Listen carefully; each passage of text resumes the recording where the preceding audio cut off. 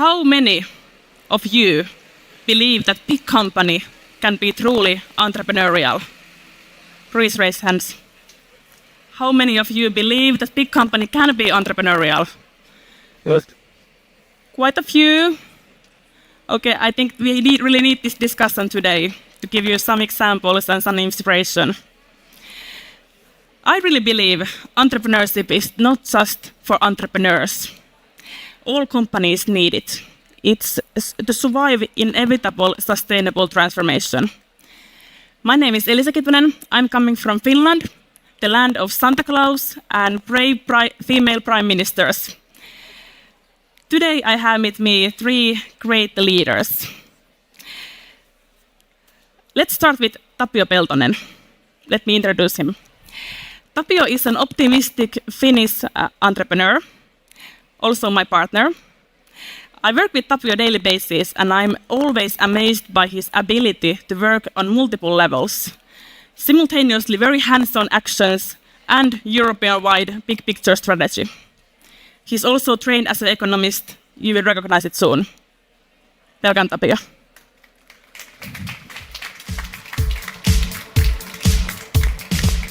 Kiitos Elisa. So my name is Tapio. I'm awfully happy to be here with you today. Thanks for the invitation to the Neosphere people, Mara and others. Also thanks to our great corporate friends joining us. My message is very simple. I'll go through this very short. We need entrepreneurial action. Regulation, advocacy, reporting, wonderful.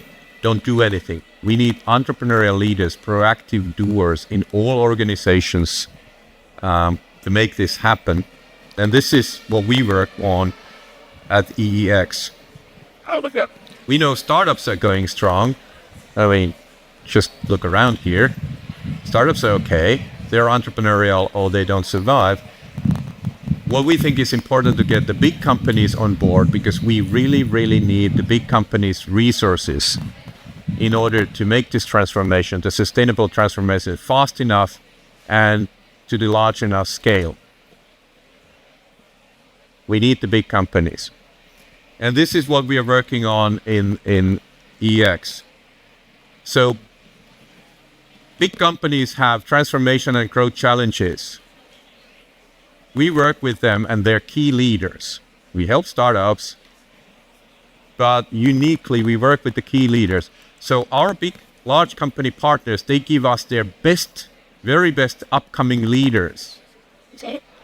And we deploy them, we form them into advisory boards for sustainable startups. So we take people from key leaders from different organizations, we put them to serve another industry startup, a sustainable startup, so that they can learn from the real case.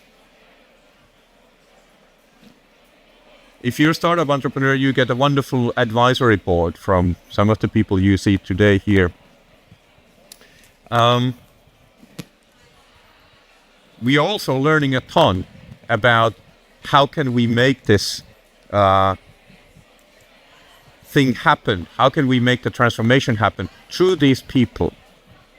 And this is my quest here today, is to challenge you to think that, okay, I claim entrepreneurship is possible, perfectly possible in big corporations. They have to turn into entrepreneurial machines, not like a startups, but big company entrepreneurs are needed. The question and the challenge is, how can we accomplish this together? And these, I have 2 great examples here.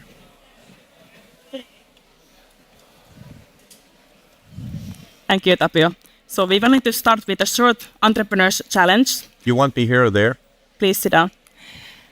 Next, we will have a short keynote by Michael Pettersson from Deutsche Bahn. And after that, we will also invite Andreas List from Bosch and Tapio to continue the discussion. But welcome on stage, Michael Pettersson. For 3 years, Michael has been working as the CEO of Deutsche Bahn long distance division. From last year, he has also been part of the global executive team of whole Deutsche Bahn Group. He has quite a task. Michael is building the future of transportation in a company which is undergoing huge challenges.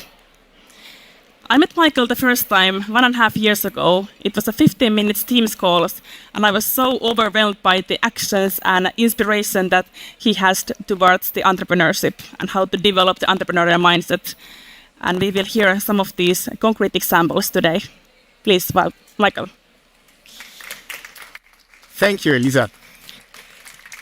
And a very warm welcome from me as well. So it's really great to have you here, and very happy to engage in the discussion and to share some of the things with you that we are currently undergoing at Deutsche Bahn. Because I think some of you might have thought, well, it's an entrepreneurial festival, so what does Deutsche Bahn as a big, huge corporate company has to do here? And I hope I can provide you with a little bit of insights, because at the moment I think we are undergoing a tremendous transformation as an industry as well as a company. And to build a sustainable transportation sector is one of the key goals in order to support the sustainability goals that the German government has set itself, and that we also need in order to build a sustainable future for the next generations. And John Steinbeck, one of the most famous authors of the last century, once said, "Oftentimes the future is here before we are ready for it." And I can tell you, being at Deutsche Bahn at this moment is really feeling exactly like this. The transformation of the transport sector is really in full swing. And it's something that we have to balance. On the one hand, keep the daily operations going. On the other hand, looking forward and basically thinking forward what the future will bring here for Germany, for the sector, and how we can go through this. And I can tell you that the changes sometimes take a nerve-wracking amount of time. We would like to be much faster, and it's not always possible because of inertia in the society, because of inertia in your own organization. And you have contradictory developments that coincide with your own progress. Because on the one hand, we have the trend towards sustainable mobility. But on the other hand, if you look at the numbers of cars that are currently operated in Germany, we have now reached a new record high of 48.8 million cars running on German streets. On the other hand, we also had 68 million customers using our trains for long-distance transportation in the first half of this year, and that's a growth of 15% over the last year. And I think this is really a very remarkable development, because every one of you who has traveled with Deutsche Bahn over the last 2 years has seen that we are operating on an infrastructure that is too old, it's too full, and it's rotten. And I can tell you, operating trains on a rotten infrastructure is not always fun. But on the other hand, there's no alternative to that, because we have to rebuild the infrastructure. We have to get the infrastructure again into a state that it can. 35. A startup has revolutionized the sector of mobility, the railroad. And some of you might be surprised and some of you might not be surprised, but also in 1835, there were people who were against the railroad and said, well, that doesn't work, it's too loud, it's too noisy, it's too dirty, and also it's not healthy to travel at a speed that is higher than the speed of a horse carriage. But nevertheless, we know that the railroad has been the enabler for industrialization, and industrial growth would not have been possible without railroads across the world. So against all odds and against all the people who were in contra to the development of the railroad, I think we have all seen a tremendous development of this sector. And so sometimes it helps to look back and see where you come from and perhaps think of your roots and try to reinvigorate the entrepreneurial spirit in your own organization. And I would like to share with you today 3 examples of how we are doing it at Deutsche Bahn. And then I'm very happy to engage in the discussion with Tapio and with Andreas here on the stage. So first of all, one of the projects I would like to share with you is the project of our new ICE 3 Neo. It's the new ICE train that was introduced last year in December 2022. The start of that project was in summer 2019. And in summer 2019, the German government did something remarkable. They cut the VAT on long-distance travel. and they cut it from 19 to 7%, and that related to a 10% price cut in railroad tickets. So we knew once that price hit is basically taking place in the market, we will enjoy again remarkable growth and a remarkable run into the railroad. So we looked at our fleet. On the one hand, it was too old and we had to renew it anyhow, but we also needed more capacity in order to capture the growth that we would at least have expected.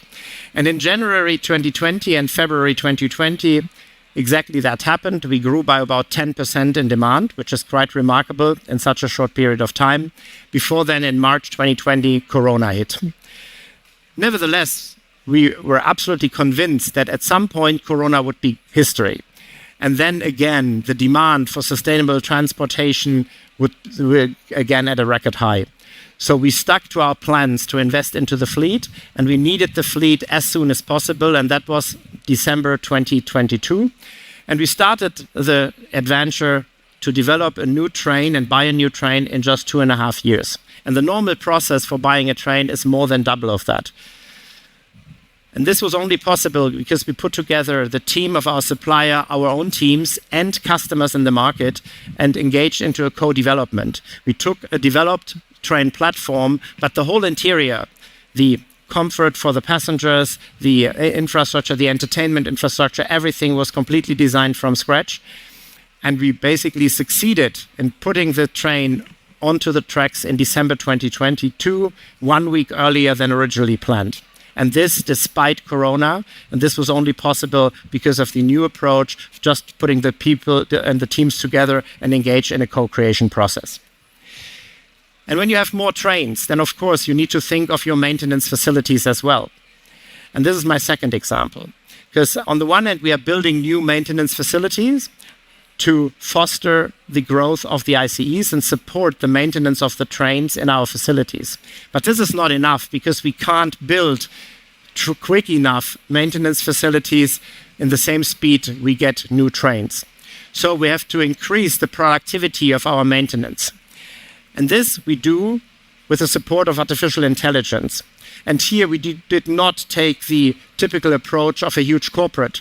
That would be you staff a huge project team, you get a huge budget, and then you do a plan, and then you do your product and prototyping development and have your milestones and try to track it and develop something big for the company. We were looking for the teams who really had the patience to develop a KI-based maintenance tool for the outside inspection of the trains. You might know that from when you take a flight at the airport, you see that people do a visual inspection of the plane and see whether there is a visible damage. We do the same with our train every evening, and this is done so far, or was done manually. And we said we need to automate that process because it just takes too much time. The train is 400 meters long. You have to look under the train. You have to go onto the roof. You have to look at the sides. So we thought that a camera system based on KI would be perhaps the best solution to do that. And we started with a small team in our Munich maintenance facilities because they were passionate about it and they had ideas of how to do that. And they didn't get a huge budget. They were working with small money. And they were developing the first camera systems for the roof, and it worked. And based on the success, they built the 360-degree camera for the whole train. And then we scaled it up. And now we are in the process of rolling it out across our maintenance facilities across Germany. And it was a process of only 4 years in order to do so with the software development and with everything. And this was, if you talk to the project team today, they say we operated like a company in a company. We had all the freedom entrepreneurial teams typically have. We had the management board as our investor board, and every other decision was taken quite quickly on an everyday basis with their teams. So you see that it's of course a challenge to operate a company in a company with different culture, with different approaches, and nevertheless, I think it's necessary in order to drive change in a quicker manner than you did it in the past. And then I would like to close with my third example, because it's something that some of you might have experienced also when you used a train. A couple of years ago, the conductor and the train, they were quite, I would say, the stiff typical controller who controls your ticket and was basically going through the train, not with much empathy for the customer. And we basically said we have to turn that around. We have to put the customer again at the center of our operations. And the people in the train, they are there for the customer and not for our processes and our operations. And we have to see what are the needs of customers. Do they need help with the baggage? Do they need help with perhaps a stroller? And these things are more important than the internal processes that the people cater for. And they basically came out of a world where they had very strict processes that they had to adhere to. And we started a team around 2017 in one of our stations in Nuremberg. And with 30 people, we developed a concept which we call in German the Gastgeber concept, which is basically being the best host for our customers. And we thought of, well, how can we operate people in the train in a different way?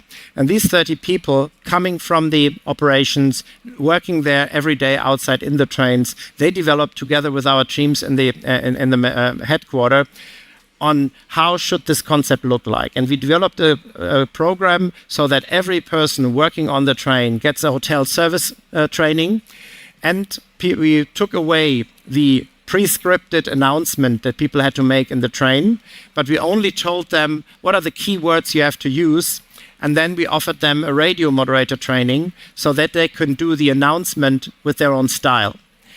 And this had a tremendous impact on the people because suddenly we told them, this is your train. You are responsible for the train and the guest, and you are the host of the guest. And this makes something with the mind of the people because suddenly they feel empowered, they feel responsible for what they're doing. And we get very, very positive feedback because we completed the whole transformation process from 2017 to 2019, just before Corona hit. But as last year, passenger numbers picked up again, we got a lot of feedback that people said, well, what is this? It's a different Deutsche Bahn. When I last took the train in 2018, 2019, I didn't experience that. And I think that's the best feedback that our people on the train basically can get. And so these are the three examples I wanted to share with you because I'm convinced that even as a big, huge, and perhaps slow corporate, you need some entrepreneurial spirit and you need some entrepreneurial injection in order to foster change and in order to demonstrate to the organization that change is possible and that change is absolutely inevitable if we want to become a much better company. And so we follow our strategy, a strong rail since 2019. We want to build the Deutsche Bahn that Germany deserves. We do it for the climate, we do it for the people, we do it for the economy, but we also do it for our European friendship. And I think that is one of the most important factors. And I can't wait to further drive this transformation because I'm convinced at the end of this decade, we will have a different Deutsche Bahn out there than every one of you knows today. Thank you. Thank you so much, Michael. Please, you can stay. Can I ask Tapio and Michael to join us on stage? And also, I want to introduce you, Andreas. Please. Thanks, Tapio. Andreas List. Yes. From Robert Bosch. So sustainable transformation of mobility is challenging Robert Bosch too, but from a different angle than Deutsche Bahn. Andreas is an experienced Bosch guy with deep experience of several functions, like controlling strategic procurement from countries like Japan, China, and Korea. Now Andreas is responsible for human resource expertise in the largest division of Bosch, Powertrain Solutions. They are testing very forward-looking leadership development approaches there. Welcome, Andreas. Thank you. Andreas, would you like to share your comments, your views on this challenge and the topics that the gentleman presented here? So basically, first of all, I'm impressed. I'm impressed about the way the Deutsche Bahn is developing because I am one of the guests who experienced the Deutsche Bahn 2018 and before. And when I see now what you have done there, yes, I'm looking forward to my next trip with the Deutsche Bahn. Still, therefore, congratulations. Yes, you got one more customer. Then the second topic is, what are we facing? Basically, Bosch, big company, and we are also looking for entrepreneurship. It sounds a little bit strange because many people also know Robert Bosch as a very hierarchical company which has a long history with it a little bit old style.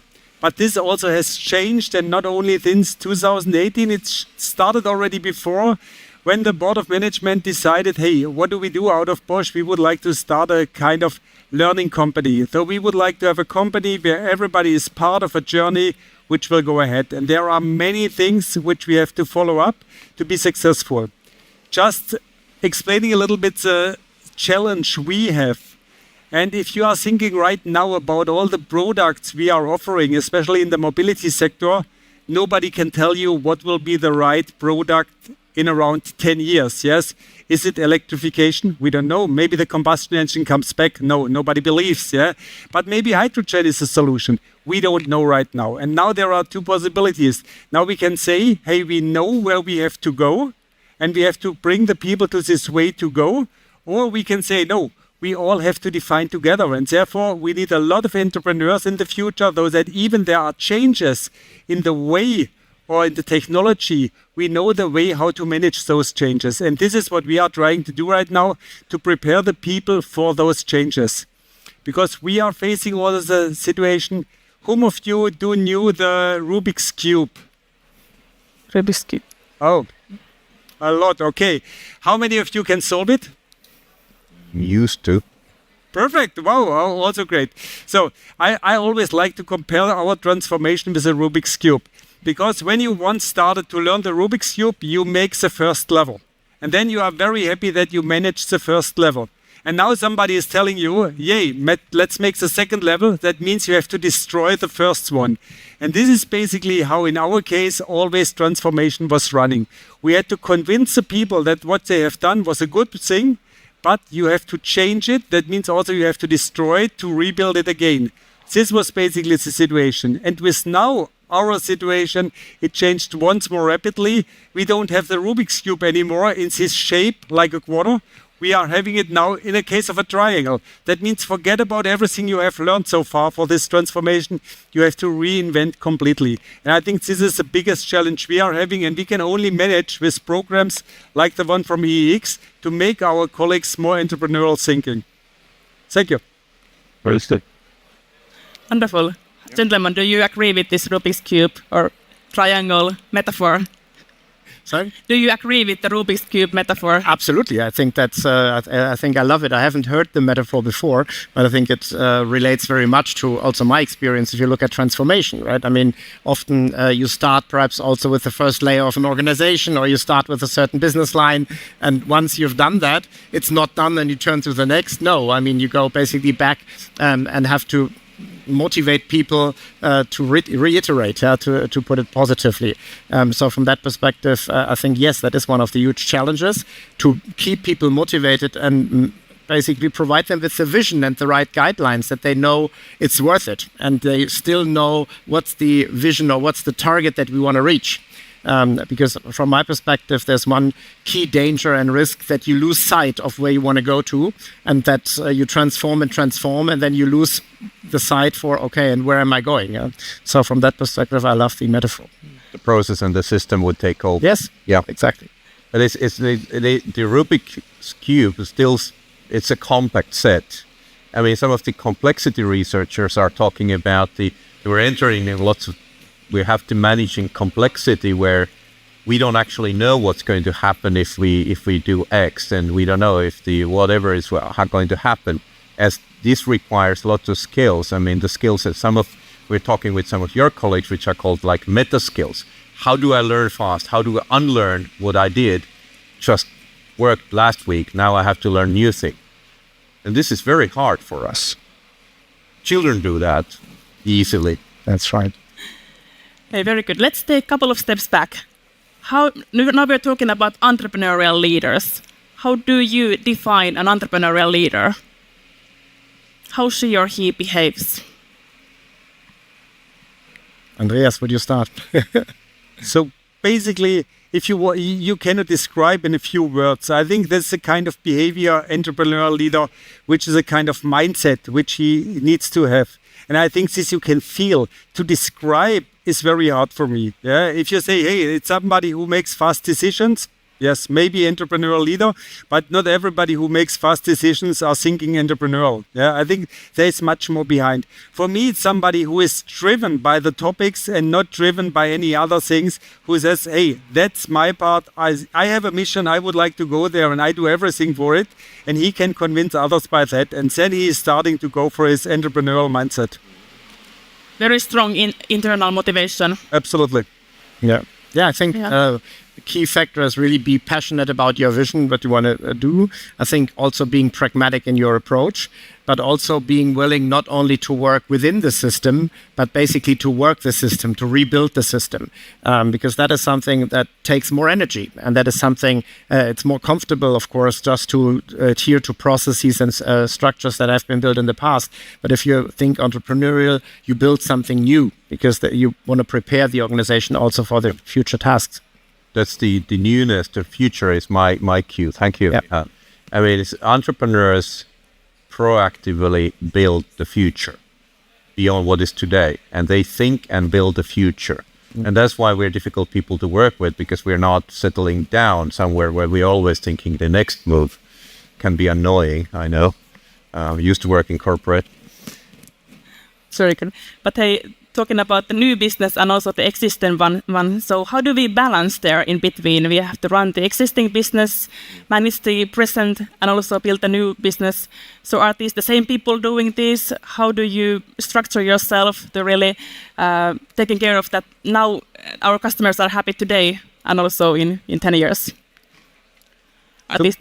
So basically, what's our challenge today? Like you explained, we have many people who are working right now on the, let me say, experienced products, yes?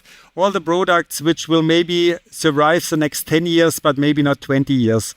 And we need to keep them motivated, although to work in their area and still optimize what they are doing there, yeah? And this we can only do if we show them a future.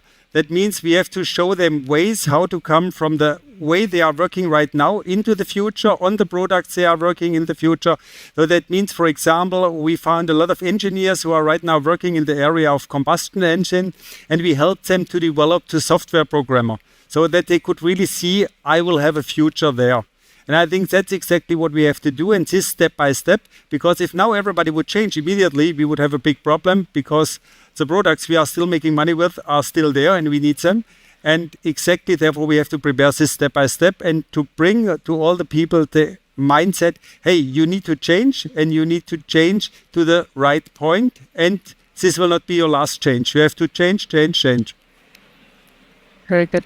Yeah, I think we are working with a concept that's called the ambassadors in the organization. So basically, when we approach something new, we take people out of the operations, because we do not want others to invent something for somebody, but we want people to invent the things for themselves, so because they have to work in the new environment.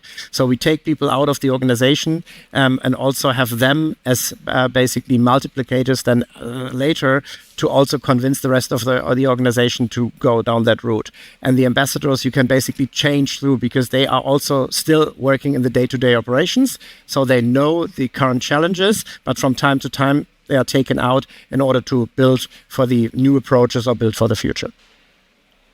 We know from our work that it's, for big companies, very important to take people out of their box, out of their offices, because if you within the box, it's very difficult to think outside of the box. Yeah.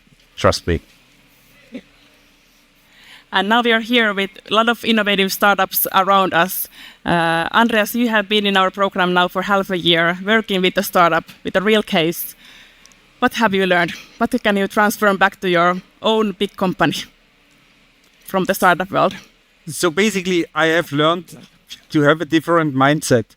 In the big companies, you are very often triggered to give answers, to make fast decisions, and basically you start always with the thinking, no. Yeah, it will not work, and you will convince the people why it will not work. Yeah, because to risk avoiding was long time really a topic how you could survive in big companies. It has also changed, and working with this small little company, you have seen it will only survive if you come with a yes mindset. So basically, there is an idea the entrepreneurs bring to you, and you say yes, and I can help you by this and by that. And this I also changed in my daily life. And also my people already recognized and told me, okay, you have changed your leadership style by becoming from no to a yes mindset. Wonderful. And I think that's most important for me and my main takeaway for it. Therefore, it was worth investing the time and looking forward to the second half. Yes, man, can do. Very good. You're also working with a lot of startups in Deutsche Bahn. What you can bring from the startup world to a big corporation? What can you learn? Well, I think it's perhaps part of the things I already mentioned. I think you need, of course, to think, first of all, customer first, and you think solution backwards. So you need to look at what is the problem that I would like to solve, and then basically focus everything on solving the problem and reiterating and in terms of co-creation with customers or with the experts who can do it. I mean, we as Deutsche Bahn, we work a lot with some of the startups. Perhaps some of them are here. In the last couple of years, we have received quite some positive feedback on the way we interact with them, because on the one hand, we leave them their freedom, the entrepreneurial freedom they need, but on the other hand, we provide a network and we provide the case to test their products, their ideas in our real environment. So that is quite beneficial for both sides.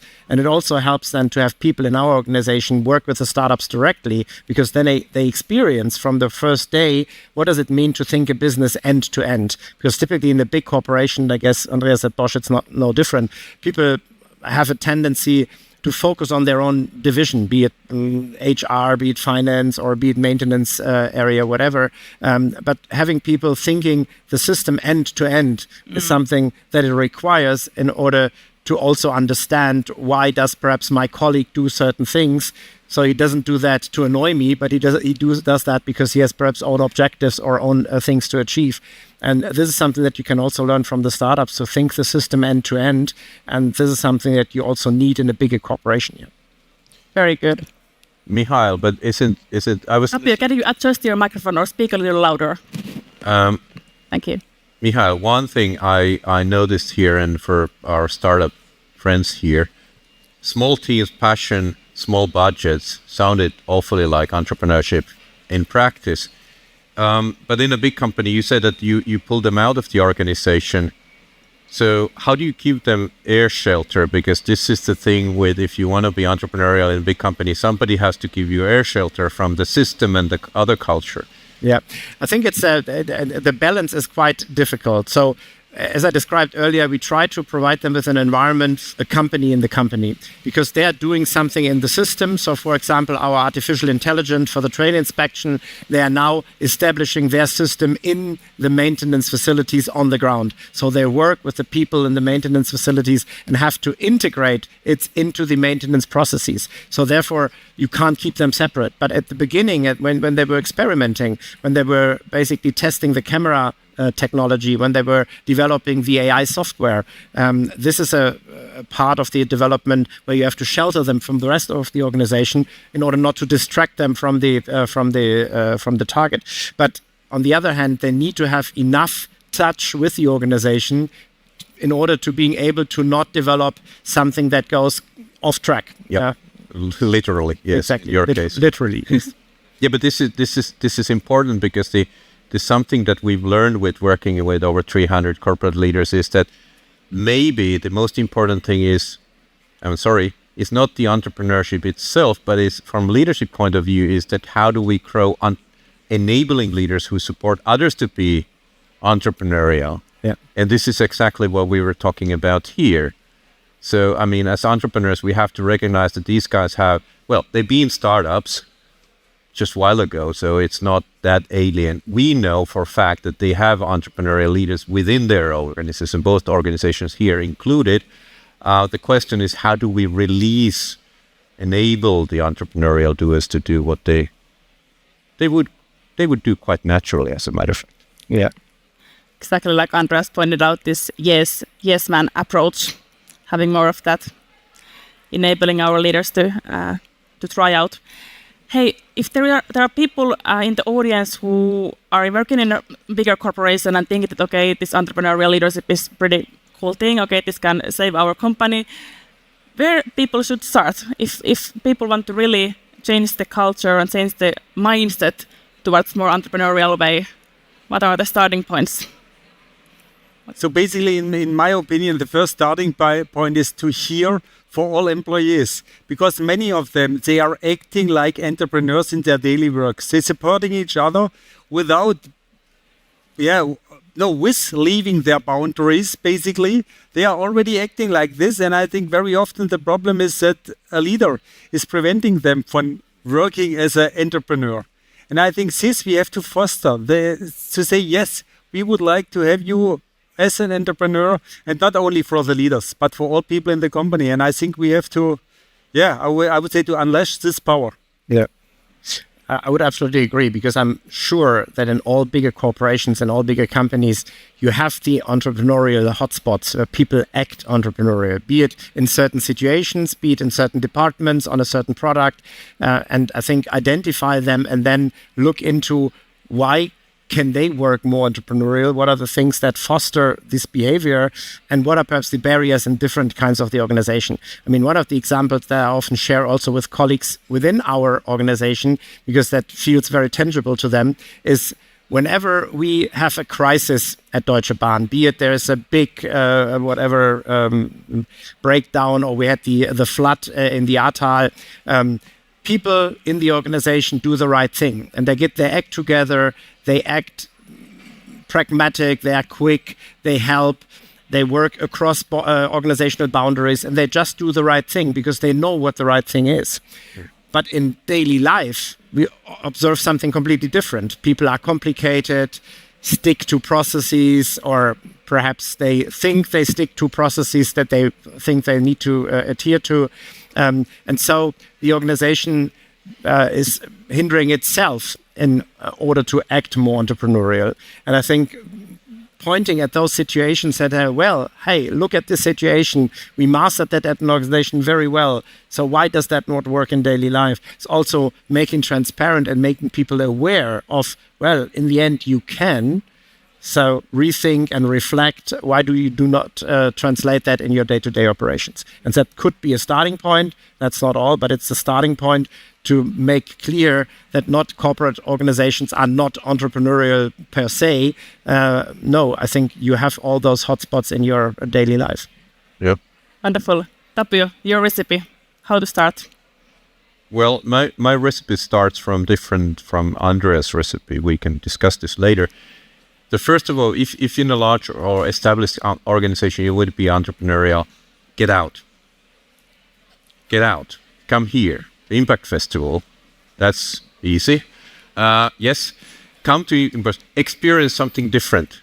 Work with something different. Help a friend who has a startup or NGO or something to gain new perspectives. And then the second important thing, support others doing something new and courageous.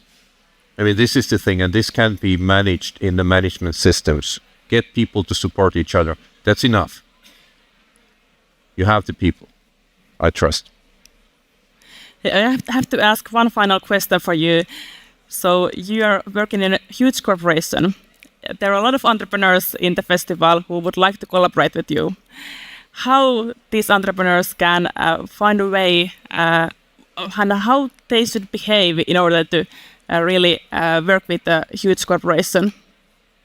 What are your tips for the entrepreneurs who wish to collaborate with corporations?